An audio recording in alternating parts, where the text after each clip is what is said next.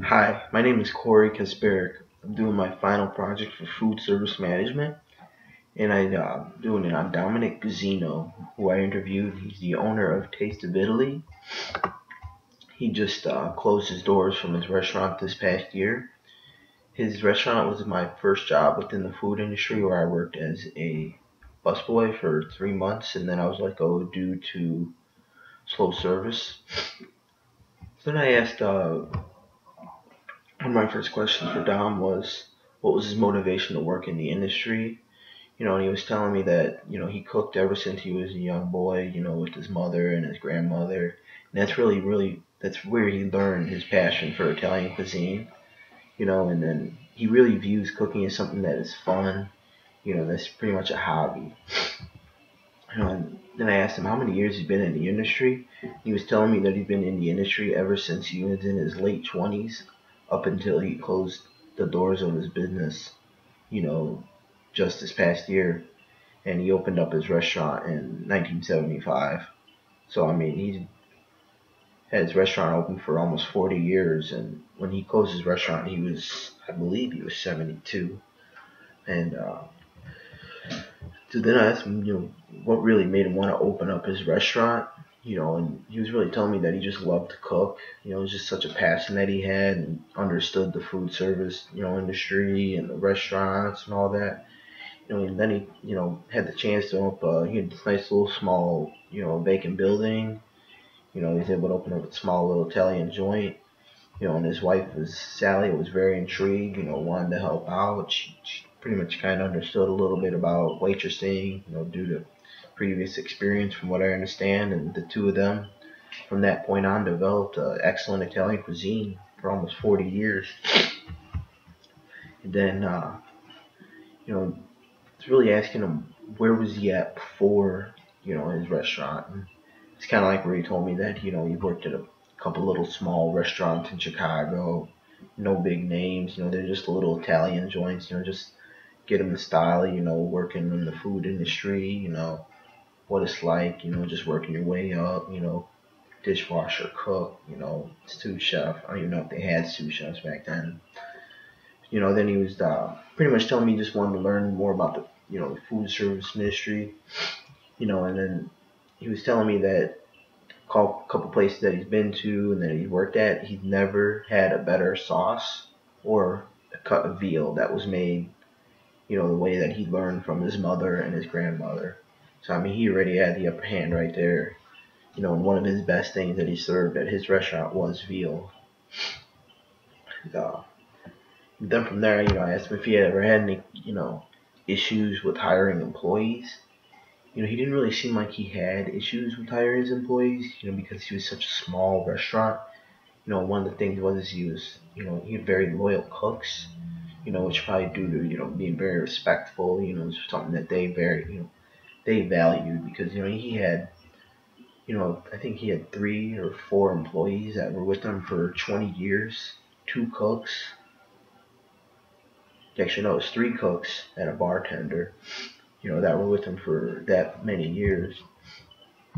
So then, it's very interesting to see that, because it's something they must value, and he's very respectful to his employees. So that's something hard to come by.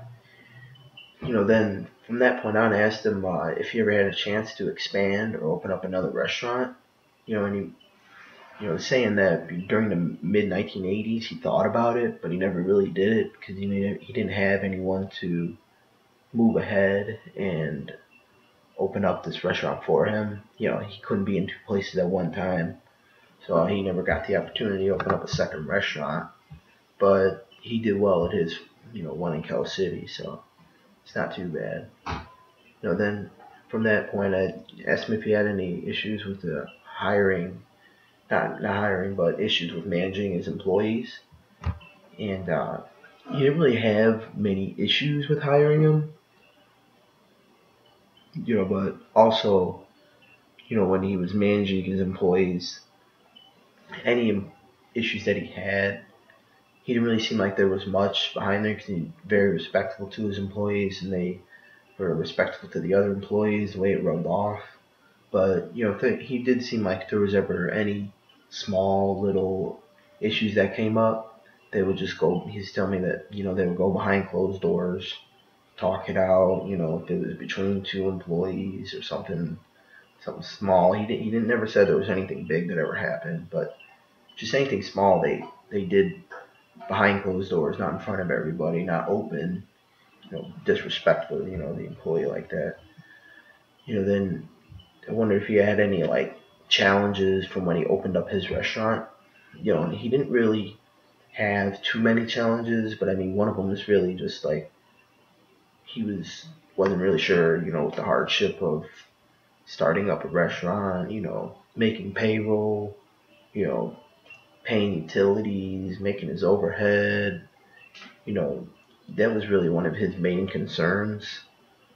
But, one thing that kind of just, a little bit off topic from that is when when I was younger, I used to notice, you don't really see too many Bentleys or Maseratis in this area, and I would typically see some parked right out in front during closed hours, because he only served dinner.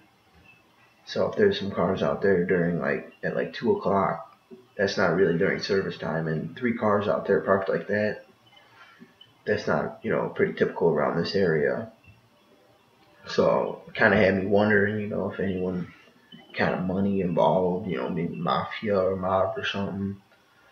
So I looked up on the internet, did a little research, about Taste of Italy, and there was actually a investigation back in the early 1990s about like some mafia guys there, and it was pretty interesting. But I didn't want to ask him about that because that didn't really seem like a good topic to bring up. You know. Then I asked him if he ever had like what his perspectives were from when he first opened his restaurant to when he closed his doors. And he was telling me that one of the key things, that he was worried about when he opened up his restaurant was getting everything prepped up every day, getting his payroll paid, he was just going day by day at that point. He was a little worried, but, it pretty much paid off, almost being open 40 years. But then, he wanted to keep his place going, but none of his children wanted to keep it rolling. So he pretty much closed the place up due to the fact that he didn't have any successors. So, but the interesting thing is towards the end of Taste of Italy, he had a set date that was scheduled I think it was like June 30th, and they their reservation book completely filled for the last 2 months. My family and I, we were somewhat regulars, go there maybe twice a month, maybe more, maybe less. But he remembered us, and it was actually very difficult for us to get in. We had to actually really schedule way ahead of time. Before we would just stroll up in there and just grab dinner. We didn't really have to make reservations back then, so it's pretty interesting when we actually had to make a reservation at one point. So then I asked him if he had any issues ever with finding qualified, reputable employees, but he didn't really seem like he had too much of an issue with finding qualified employees because, he always had employees for such a long time that, if he, at that point when he actually needed someone, it's towards the end of, Taste of Italy when when they were a little slower, with service. So if he actually needed to get someone, it wasn't that big of a deal. He was able to actually like work it out a little bit. But he told me that if he ever needed to find anyone, he would weed them out and pretty much find the best ones that he could. But he can only do so much. I mean, but he really stated the fact that like treating your employees with respect, and that the fact that how long they stayed there was pretty phenomenal to me, I would say. So then he went off to when I asked him about how he trained his employees. He was saying that for his cooks, what he would do is he would train with his cooks for the first 3 days. Like the first day, they would, work on the salads and maybe the pasta, and then the next day add in some veal on top of that. because there's other cooks who'd be working on other things, but he really just wanted to get an overall basis with, his cooks to be able to function anywhere in his kitchen. But they would have a set spot, but he just wanted them, work in, see how they work in each spot. And then after the third day, he would set them off, have them work a certain station, and then, if they had any questions, ask him. And he was real nice about it. And I think that's one thing how he really earned his respect. And then he was talking about for the front of the house, he would have like a senior waitress or waiter, work with them for a day, maybe two, but he really told me that they're typically pretty quick learners, so that's pretty good.